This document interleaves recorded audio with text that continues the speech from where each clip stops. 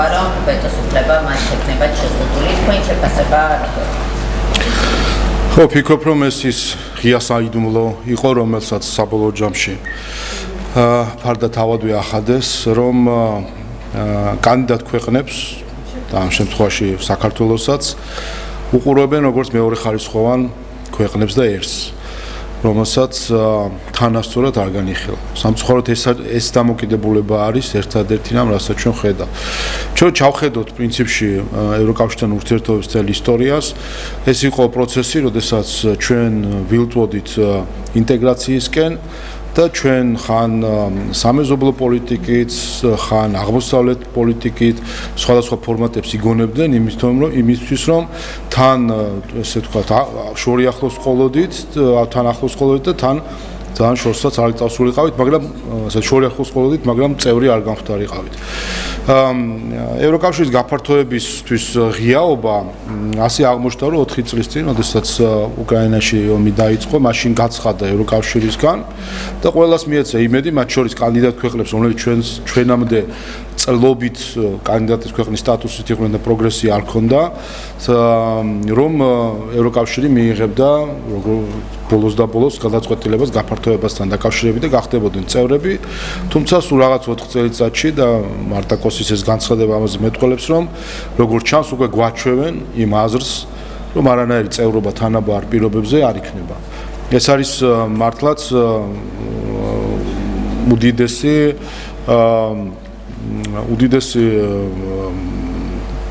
გაცხადება იმისა, თუ რა იყო სინამდვილეში განზრახვები, თუნდაც ეს ბოლო 4 წლის განმავლობაში. რა მოვისმინეთ ჩვენ? მოვისმინეთ, რომ თუ კი რომელიმე კანდიდატი ქვეყანას გახდება წევრი, მას ექნება ყველა ვალდებულება, რაც კი აქვს წევრს, მაგრამ არ ექნება თანასწორი უფლებები. არ ვიცი, ვის თავში იხარშება ასეთი აზრები, რომ შეიძლება მთლიანად ერების მიმართ დისკრიმინაციული მიდგომა გქონდეს, რომ შეიძლება ევროკავშირის წევრები პირველ ხარისხოვან და მეორე ხარისხოვან წევრებად დაანაწევრონ და მართლაც 21 საუკუნეში პირდაპირ ევროკომისიის პირიდან გვესმოდეს ორველისეული მიდგომა, რომ ყველა თანასწორია, თუმცა ზოგიერთი უფრო თანასწორი. ზუსტად ეს ითქვა პრინციპში გუშინ მარტაკოსის პირიდან.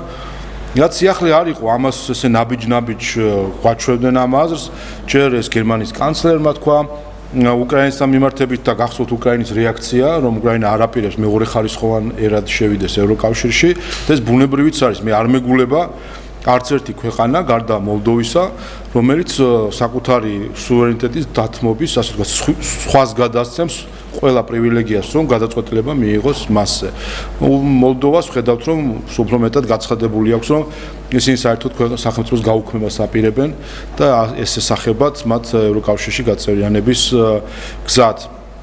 მე ასევე დღეს მქონდა ამაზე განცხადებას და კიდევ ერთხელ გავიმეორებ, ჩვენ არაერთხელ გვსმენია ფრაზა ბოლო პერიოდში ევროპელებისგან, მათ შორის ევროკავშირის წარმომადგენლებისგან, რომ არანაირი გადაწყვეტილება უკრაინაზე, უკრაინის გარეშე. და ეს მიდგომა ზუსტად ამ პრინციპს არღვევს. მათ შორის უკრაინის მიმართაც, უკრაინა გაწევრიანდება, რომ უკრაინის საგარეო პოლიტიკაზე, უკრაინის უსაფრთხოების პოლიტიკაზე, რომ უკრაინის საფინანსო პოლიტიკაზე ევროკავშირის ფარგლებში გადაწყვეტილებას მიიღებენ უკრაინის გარეშე, საქართველოს გარეშე, სერბეთის გარეშე, მონტენეგროს გარეშე, ყველას გარეშე, ვინც იქნება ახალი წევრი და იქ რაღაც უნდა იყოს კლუბი ძველი წევრებისა და ახალი წევრები, რომლებსაც წლობით და მარტაკოსმა ახსენა, რომ 15 წელი რაც გამოსაცდელ ვადაში უნდა ამყოფონ თითქოს ეს ქვეყნები, მანამ სადამ რაიმე სხვა გადაწყვეტილებას არ მიიღებენ. კიდევ ერთხელ ჩვენ მათ შორის ნახეთ და საინტერესო არის რადიკალების პოზიცია ამასთან დაკავშირებით, რას იტყვიან საჯაროდ. თქვენ გახსოვთ განცხადებები, რომ ცალფეხზე უნდა დაუდგეთ ევროკავშირში წევრობისთვის. ახლა აღმოჩნდა, რომ თურმე არამხოლოდ ევროკავშირში შესვლისთვის უნდა ვიდგეთ ცალფეხზე, არამედ შესვლის შემდეგაც უნდა ვიდგეთ ცალფეხზე, ეს მოგვახსენეს ჩვენ ამ იდეის გაჟღერებით. ჩვენ მე ერთადერთ რამეს მოუწოდებდი, რომ სასწრაფოდ შეწყვიტონ ამ იდეის განხილვაც კი და ერების დახარისხება პირველ და მეორე კლასის ერებად. შეწყვიტონ ამაზე მიუხედავად ამისა, ზიანი უკვე მიმდგარი არის კანდიდატებს ქვეყნებსა და ევროკავშირის შორის ურთიერთობაზე, თუნდაც ამ იდეის გაჟღერებით, იმიტომ რომ ამითი ევროკავშირმა აჩვენა თუ რა დამოკიდებულება აქვს რეალურად კანდიდატ ქვეყნების მიმართ. 9 კანდიდატი ქვეყანაა თუ არ ვცდები და ამ ქვეყნებს უყურებს როგორც მეორე ხარისხოვან ქვეყნებად. თქვენ ასევე ხშირად გსმენიათ სხვა გამონათქვამი რომ ტანგოს ორი სჭირდებაო, რომ პროცესი, ასე ვთქვათ, თუნდაც ევროპული ინტეგრაციის ორივე მხარის მონაწილეობას მოითხოვს, მაგრამ არა მხოლოდ ორი სჭირდება არითმეტიკულად, არამედ სჭირდება ასევე ორი, რომელიც ერთმანეთს პატივს სცემს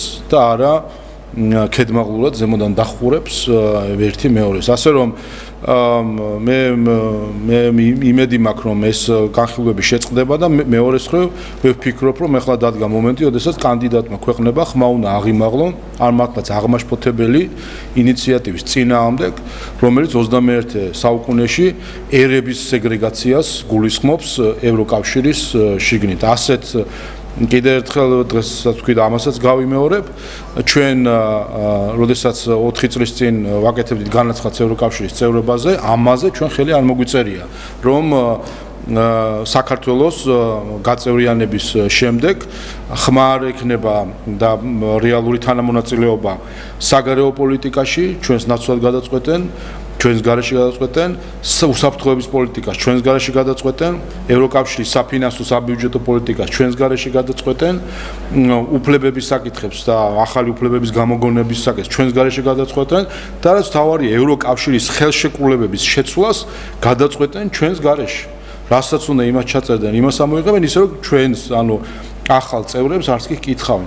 არ ვიცი მე ხა სხვა რა არის საბჭოთა კავშირი თუ არა ასეთი მიდგომა, რომ არსებობენ დიდი ერები და მცირე ერები და დიდი ერები არიან, რომელიც დომინანტობენ მცირე ერებს. სამწუხარო განვითარება ძალიან და არ ვიცი ეს მე ფროიდისეული წამოწდენა გეგონებოდა ადამიანს, რომ არ აკვირდებოდე რომ ნაბიჯ ნენელა გვაგუებდნენ ამ აზრს და გვაგუებენ ახლაც, რომ ევროკავშირის წევრად გახდომის შემთხვევაში ჩვენ ვიქნებით მეორე ხარისხოვანი ერი ევროკავშირში.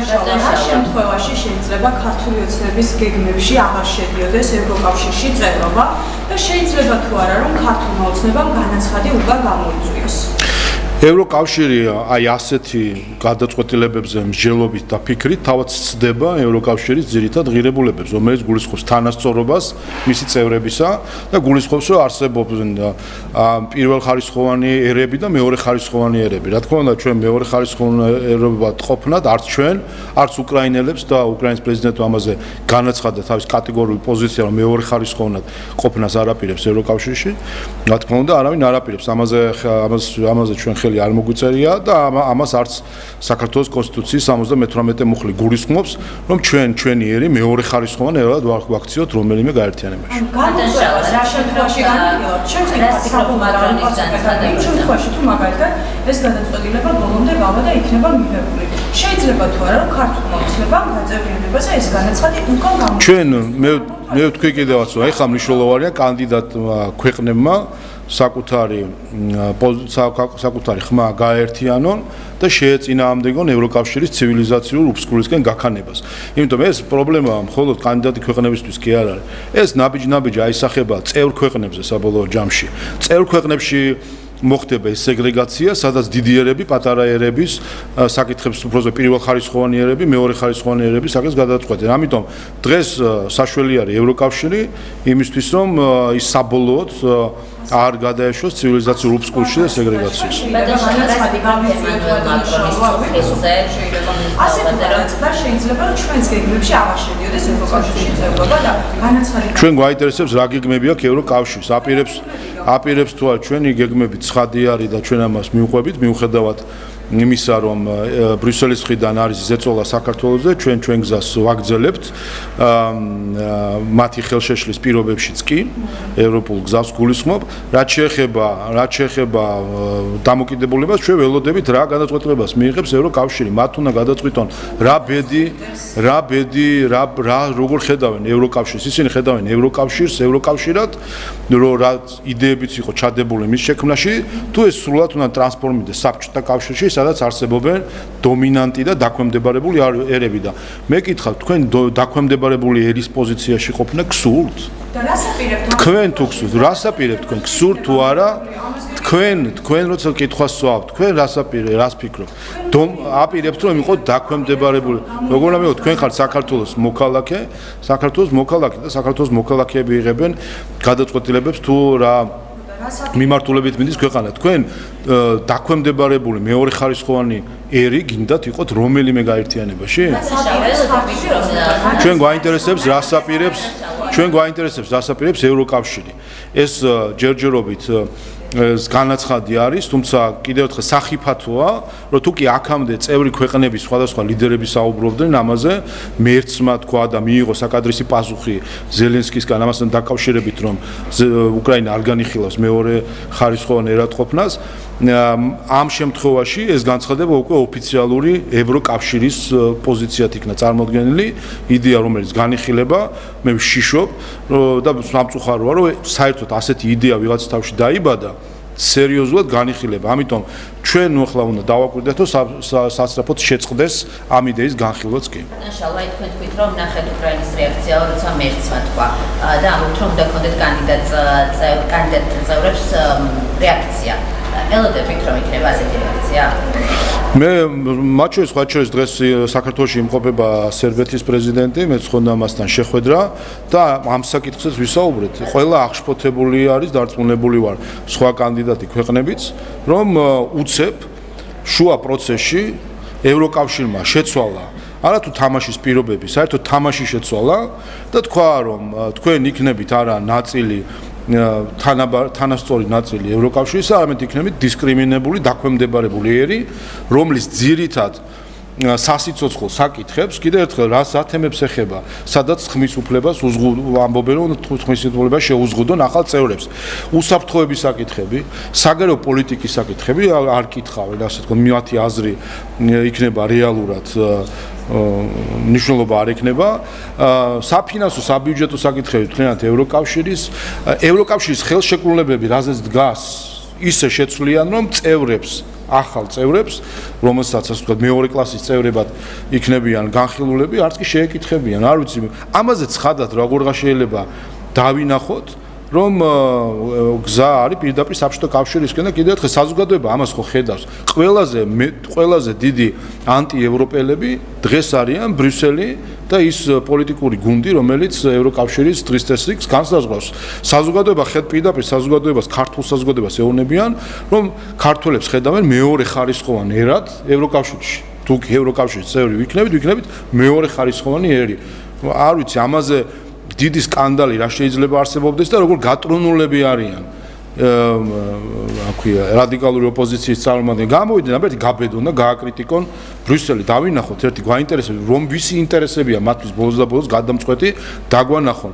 აი ამ ევროკავშირის დროშის მოფრიალე ჯგუფებმა, რომლებიც სასახლის შტურმზე მიდიოდნენ, პრეზიდენტის სასახლის შტურმზე ევროკავშირის დროშის და ძალადობის სიმბოლოდ აქციას უკვე ევროკავშირის დროშა, გაგვაგებინო ბოლო-ბოლო ამ ქვეყნის ინტერესების მოქმედებენ თუ სხვა უცხო ჯგუფების ინტერესებით. ბატონო, რას ფიქრობთ ემანუელ მაკრონის წუხილზე საქართველოს გამოცდილების გათვალისწინებით, რომელსაც აწუხებს, რომ სხვა ქვეყანა მის კანონებს თუ რეგულაციებს იცნობს?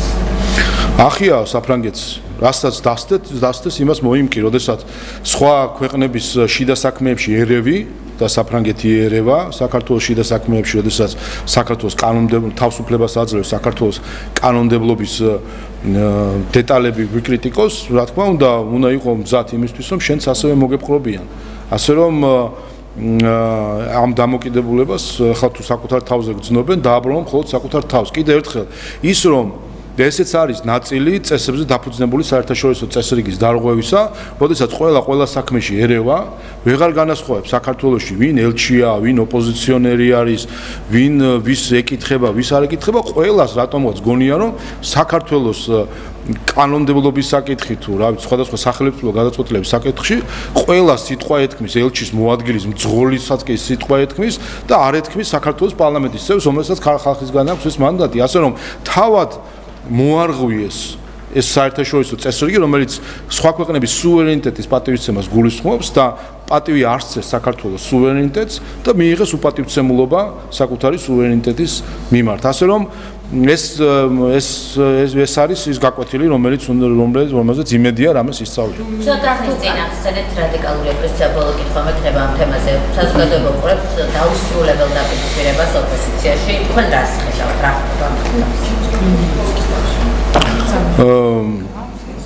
სინამდვილე გითხრათ, საბოლოო ჯამში აღარც ინტერესაც კი კარგავს ეს რაღაც ნათამაშები, დაპირისპირებები, გაყოფა, შეკოწიწება, კიდევ ამას ხო აკვირდებით, აგერ უკვე 14 წელია მათი დაშლას, აწყობას, გადაწყობას ერთი და იგივე. პრობლემა ამაში არ არის, პრობლემა ის არის ფლანგები, ვის რატომ ებრძვის და საკუთარი მმართველების წინაშე ვის უნდა რომ ქულები ჩაიწვეს. პრობლემა არის იდეოლოგიური.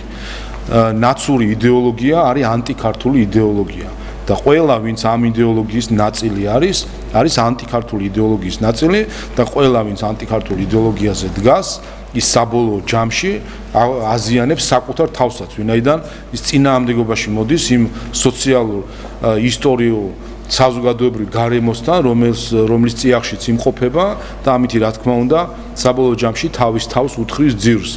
ის ვინც უთხრის ძირს საქართველოს, თავის თავს გამოუთხრის საბოლოო ჯამში ძირს. ქართულ კანონმდებლობაზე და კრიტიკაზე საუბრობთ პოლიტიკოსების მხრიდან და ერთ-ერთი მთავარი ობიექტი და კრიტიკის საგანი იყო უცხოური ფინანსების გამჭვირვალობის კანონი და ახლა ვნახოთ რომ ევროპულ ქვეყნებში ეს საკითხი დღის წესრიგში დგას, მათ შორის რუმინეთის სენატმა პირველი მოსმენით უკვე მსგავსი შინაარსის კანონი მიიღო, რითიც საინჟინრო ფონდები ვალდებულები იხსენებენ რომ ეს ფინანსები გაასაჯაროენ წინააღმდეგ შემთხვევაში არის სანქციები, რომელიც არის მკაცრი, ერთწლიანი საქმიანობის შეჩერების შემდეგ უკვე გაუქმება.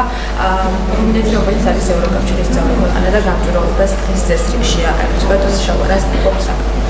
ძალიან კარგია, რომ რუმინეთი ასეთ კანონმდებლობას იღებს, სწორია და სულად მივესალმები, მნიშვნელოვანია, რომ ყველა ქვეყანამ ისწავლოს გაკვეთილი, თუნდაც საქართველოს მაგალითზე და მოითხოვოს უცხოური დაფინანსების გამჭვირვალობა. ვინაიდან ჩვენ დღეს ვხედავთ, რომ არასამთავრობო სექტორი გამოყენებული არის ქვეყნების წინააღმდეგ, ქვეყნების სუვერენიტეტის შესაძლებლად, მასთვის ძირის გამოსათქმელად, ჯაშუშური საქმიანობისთვის და შეგახსენებთ, რომ ბოლო კონდაზორული ოპერაციის შედეგად დაკავებული ბოლო ორი პირი სწორედ არასამთავრობო ორგანიზაციების ქსელით ახერხებდა ასე ვთქვათ ჯაშუშურ საქმიანობას, ფულის მოძრაობისთვის რაღაც ლეგალური ფორმის მიცემას და ასე შემდეგ. ასე რომ ამითაც პირდაპირ დადასტურდა, რომ არასამთავრობო სექტორი გამოიყენება ჯაშუშური საქმიანობისთვის. ამიტომ მნიშვნელოვანი არის გამჭვირვალობა და მივესალმები რუმინეთის ამ გადაწყვეტილებას.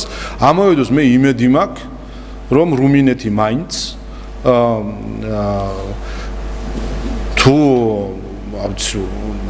პასიური მაინც იქნება ყოველ შემთხვევაში საქართველოსთან დაკავშირებით და მართლაც ისე არ მოიქცევა, რომ ჩვენ მეორე ხარისხოვან ქვეყნად ვიქნეთ წარმოჩენილი, რომ რუმინეთს აქვს უფლება რომ საკუთარი ინტერესების გასატარებლად მოითხოვოს საჯაროობა ფინანსების და საქართველოს არ აქვს უფლება, იმიტომ რომ ჩვენ ვიცით, რომ ჩვენ ყველა ერთი გენეტიკური არსებები ვართ, ადამიანები და ყველას გვაქვს თანასწორი უფლებები და ადამიანების გაერთიანებებს ქვეყნებსაც უნდა ქონდეთ აქვთ თანასწორი უფლებები. ეს არის რაც მეორე მსოფლიო ომის შემდეგ დაწესდა. მანამდე სხვანაირად იყო, სხვანაირად უყურებდნენ ევროპაშიც ხალხების სეგრეგაცია ხდებოდა. აღმატებული და დაღმატებულ ხალხებად იყო განხილული. ეს ყველაფერი სწორედ ევროპის ნაწილი იყო და მათ შორის ევროპის წიაღში წარმოშობილი მახინჯი იდეოლოგია იყო, რომელიც დამარცხდა მათ შორის ქართველი ხალხის მსხვერპლის წყალობით 300,000 ქართველი შევწირეთ ჩვენ იმას, რომ ფაშისტური იდეოლოგია დაგვემარცხებინა ევროპაში და ამის შემდეგ ჩამოყალიბდა ახალი საერთაშორისო წესრიგი, რომელიც გულისხმობს სუვერენიტეტის პატივისცემას და თანასწორობას. ვინც პატივს არცემს სუვერენიტეტს და თანასწორობას, ეკაჩება სამყაროს, ევროპასაც და ყველა რეგიონს ეკაჩება უკან მეორე მსოფლიო ომამდე მდგომარეობაში. ასე რომ, ვისაც უნდა რომ გაიხედოს წინ, უნდა დაუბრუნდეს საერთაშორისო სამართლის პატივისცემას და რაც კარგია მათთვის, ის სავარაუდოდ კარგი იქნება საქართველოსთვისაც. რუმინეთისთვის არის ეს შესაძლებლობა საქართველოს შემთხვევაში გვახსოვს ჩვენ ევროპელი ლიდერების მკაცრი კრიტიკა, რომ ეს იყო რუსული კანონი, ასე შემდეგ. ერთის მხრივ დაშვება მისი წევრი სახელმწიფოების და მეორეს მხრივ ჩვენი ზაღწა. ეს რაზე მიუთითებს პრაქტიკა? რომ რა თქმა უნდა ევროპელი პოლიტიკური ლიდერების ზოგიერთის ენას ძვალი არ აქვს. იტყვიან რომ აგერ გუშინ მოლდოვაში არჩევნებამდე 2 დღით ადრე თუ წინა დღეს ორი პარტია აკრძალეს მოხსნეს არჩევნებიდან ნაცვლად იმისა რომ რაიმე ამისი ანალიზი და კრიტიკა ქონოდათ პიკით ხელს უწყობენ და ცდილობენ გაამართლონ მოლდოვის ეს ქმედება და ის პარტიის ლიდერები დაასანქციონეს მათ შორის ევროკავშირმა. ასე რა უნდა ვისაუბროთ აქ როცა ფარისეულობის მთელი პალიტრა არის დღეს ევროკავშირის პოლიტიკის მთავარი ხაზი. ჩვენ უბრალოდ ერთ-ერთი ის არის რომ ამ ყველაფერს მიეცა იმდენად ცხადი სახე, საზოგადოება იმდენად ცხადად ხედავს ამ ყველაფერს რომ უბრალოდ სასაცილოც კი არის, როდესაც ჩვენ ვაკვირდებით თუ რამდენად ყალბ რიტორიკასთან გვაქვს საქმე ევროპელი ბიუროკრატების მხრიდან. სერბეთის პრეზიდენტ ჩავთვალეთ თქვენ მაგალითად პოზიცია როგორი არის ევროინტეგრაციის პროცესთან მიმართებაში და ასე შემდეგ.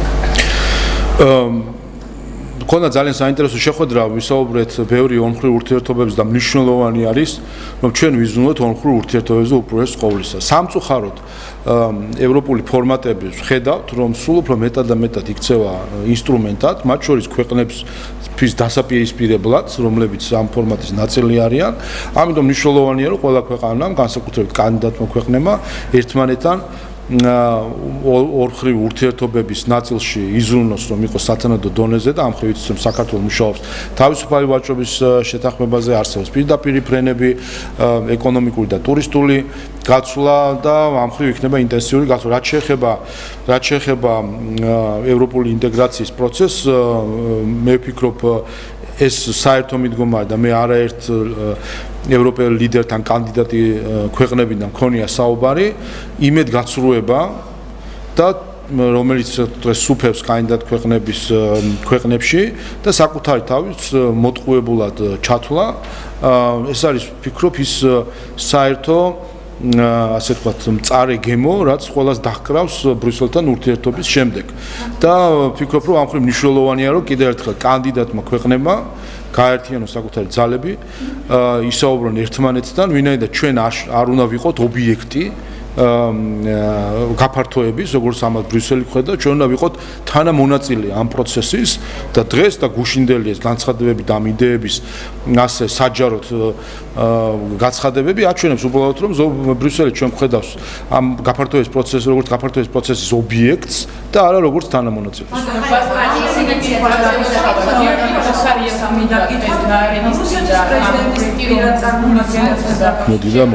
მანიფესტაციებთან დაკავშირებით ცვლილებების განხორციელებას ისინი ამბობენ რომ კანონმდებლობა არის დრაკონული და ის უნდა შეიცვალოს, იმიტომ რომ მიზანი არის ხელისუფლების ზეწოლა განხორციელდეს ადამიანებისო ითხოვენ 2020 წლამდე რა კანონმდებლობაც იყოს ის იყოს ამოქმედებული. რეგისტრირებულა და დოშაპს გიურისკოპას იქნება წარდგენილი თქვენი პოზიცია როგორი არის ამ ცვლილთან მიმართებაში? ანუ კიდევ ერთხელ რაც შეეხება გახარეს პარტიას არაერთხელ ითქვა უკვე ეს ფრაზა რომ დამხმარების ოჯახში თოკზე არ საუბრობენ ხო არ ვიცი რა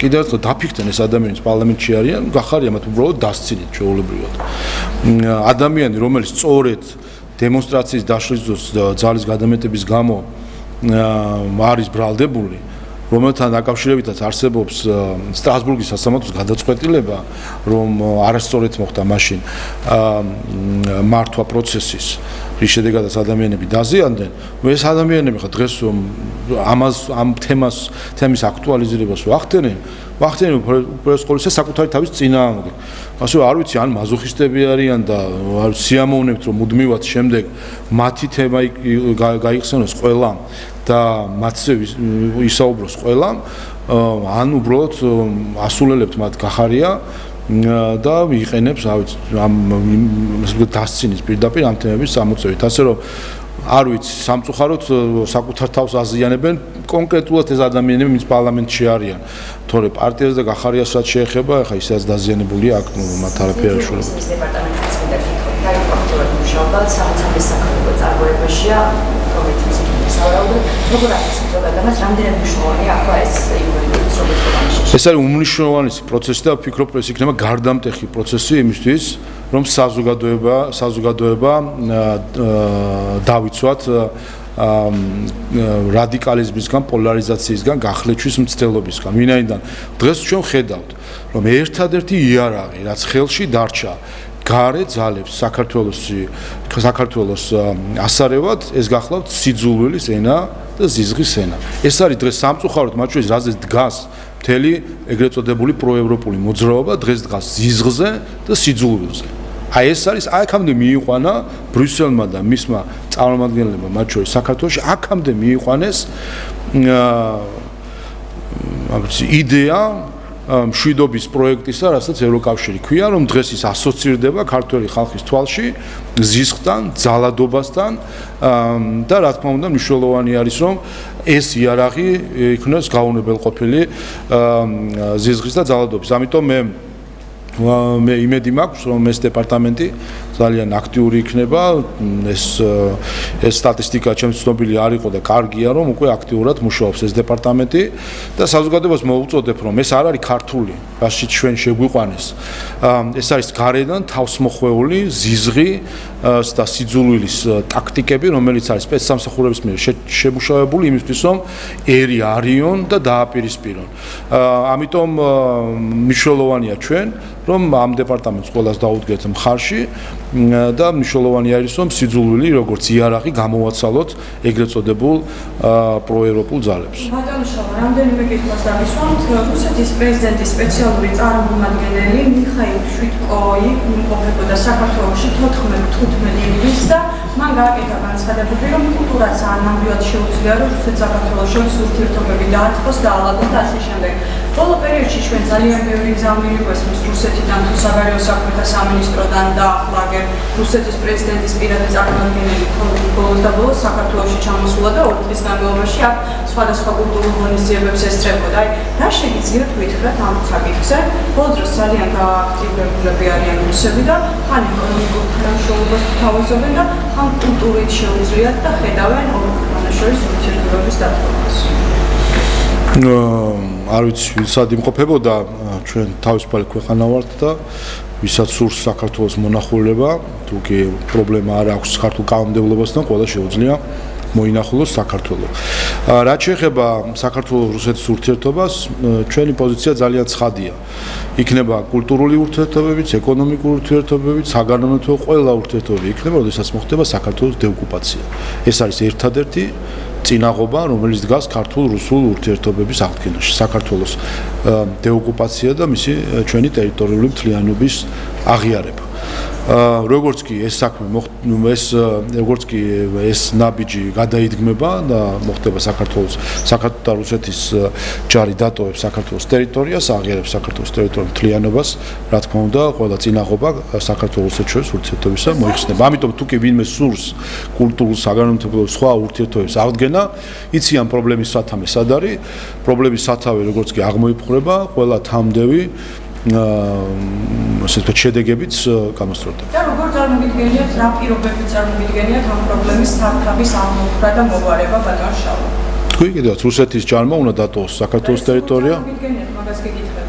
ანუ გეოგრაფიული გადაადგილებით წარმომიდგენია რომ გეოგრაფიული გადაადგილებით საქართველოს ტერიტორიიდან გადაადგილდებიან რუსეთის ტერიტორიაზე და ამით მოხდება საქართველოს ტერიტორიის დატოვება. თუ ეს გაინტერესებთ რომ ახსნა გეოგრაფიული. ბატონ შავა, რაც უფრო მეტად უპირისპირდება ქართული ოცნება დასავლეთს დაკეთდება კომენტარები და განცხადებები და შეერთება თქვენი დამოკიდებულებები ამ მიმდინარე მოვლენებთან დაკავშირებით, მით უფრო მეტად აქტიურდება რუსული მხარე და ყოველდღე გაქებენ და ყოველდღურად საუბრობენ ამ რაღაცა დახმარების ხელს გიწვიან და ხომ არ განაპირობა სწორედ ეს გააქტიურება მათი თქვენს მიერ ანტიდასავლურმა კომენტარებმა და რიტორიკამ, რომელიც ბოლო პერიოდში გაგაჩნია. ხომ არ ხედავთ, რომ ჩვენმა პოლიტიკამ ევროკავშირის მიმართ რაც გაქვს, სწორედ ამან გააქტიურა რუსული მხარე, რომ ყოველდღე რაღაცა ურთიერთობების აღდგენაზე საუბრობენ. ერთადერთი ვის მოსაწონათაც ჩვენ ვიქცევით და ვიღებთ გადაწყვეტილება და ვის კრიტიკასაც ვცდილობთ რომ ავირიდოთ, ეს არის ქართული ხალხი. სხვა არავის მოსაწონად თუ კრიტიკისთვის თუ ასე შემდეგ ჩვენ არ ვიქცევით, ამიტომ ამას მნიშვნელობა ჩვენთვის არ აქვს. კიდევ ერთხელ თუ კი რუსეთს და ნებისმიერ ქვეყანას სურს საქართველოსთან კარგი ურთიერთობა, ჩვენ გვაქვს მარტივი წინაპირობა საქართველოს სუვერენიტეტის და ტერიტორიული მთლიანობის აღიარება. ერთად გითხრათ თუ შეიძლება Freedom House-მა გუშინ გამოაქვეყნა კრიტიკული ანგარიში და ამ ყველაფრის პარალელურად ჩვენ ნახეთ რომ Freedom House-მა ადამიანის უფლებების დაცვის კუთხით ჯილდო გადასცა სალომე ზურაბიშვილს ადამიანის უფლებების მიმართულებით შეტანილი წვლილისთვის, როგორ შეაფასებთ ამ გადაწყვეტილებას და ჯილდოს, რომელიც Freedom House-ის მიერ გადაეცა სალომე ზურაბიშვილს ძალიან გავლენიანი ამერიკული უფლებადამცველი ორგანიზაცია არის. მე ულოცავ ქალბატონ სალომე ზურაბიშვილს ამ დამსახურებულ ჯილდოს, მან ნამდვილად დაიმსახურა მარკ პალმერის სახელობის თორცდები, ასე ქვია ამ ჯილდოს და ეს ჯილდო ეს ადამიანი პალმერი გახდათ ამერიკის შეერთებული შტატების დიპლომატი, რომელიც გახლავთ ფერადი რევოლუციების და სხვა ქვეყნების შიდა საქმეში ჩარევის იდეოლოგი. სწორედ ის იყო, ვინც თავდაპირველად სწორედ ამ იდეოლოგიას და დამკვიდრება დაიწყო მისი დიპლომატიური კარიერის შედეგად, რომ ამერიკა უნდა ჩარეულიყო სხვა ქვეყნების შიდა საქმეებში, მოეხდინა ინტერვენცია, ამიტომ ის არის ცნობილი ფერადი რევოლუცია, როგორც ფერადი რევოლუციის იდეოლოგია. ასე ულოცავ ქალბატონ სალომეს ამ დამსახურებულ ჯილდოს, ის მართლაც სწორედ მონიშნეს, როგორც უცხო ინტერესების გამტარებელი საქართველოში. ასე რომ დამსახურებული არის რომ უცხო ძალების ინტერესების გამტარებელი საქართველოში იღებს უცხო ძალების ინტერესის გატარების იდეოლოგიის სახელობის ჯილდოს. ჰაუსი არის პოლიტიკური ორგანიზაცია და ის აკრიტიკებდა ყველა ხელისუფლებას შეიძლება იფასწრა მათ შორის მოგიწოდებენ კანონების გაუქმებას, პატიმრების გათავისუფლებას, გაეცნობოდით ანგარიშს არ გავცნობი ვარ, მე ვეცნობი ქართული ხალხის შეფასებას ჩვენ კანონმდებლობასთან დაკავშირებით და მათ შორის ვეცნობი ქართული ეკლესიის შეფასებას ჩვენს ზოგიერთ კანონთან დაკავშირებით, რომელთანაც ნახეთ თქვენ ცოტა ხნის წინ საქართველოს კათოლიკოს პატრიარქის პოზიცია, რაც შეეხება ოჯახური ღირებულებების შესახებ კანონს და საქართველოს ეკლესიის შეფასებას, რომ არათუ ეს კანონები უნდა შეიცვალოს და გაუქმდეს, არამედ პირიქით უნდა გაფართოვდეს და გამტკიცდეს. ასე რომ, როდესაც ჩვენ გვაქვს არჩევანი დაუჯეროთ ბრიუსელს თუ საქართველოს ეკლესიას, ჩვენ ვირჩევთ საქართველოს ეკლესიას. შეიძლება ეს ბრიუსელს წინს, მაგრამ ცივი წყალი დალიოს, ვისაც ეს წინს.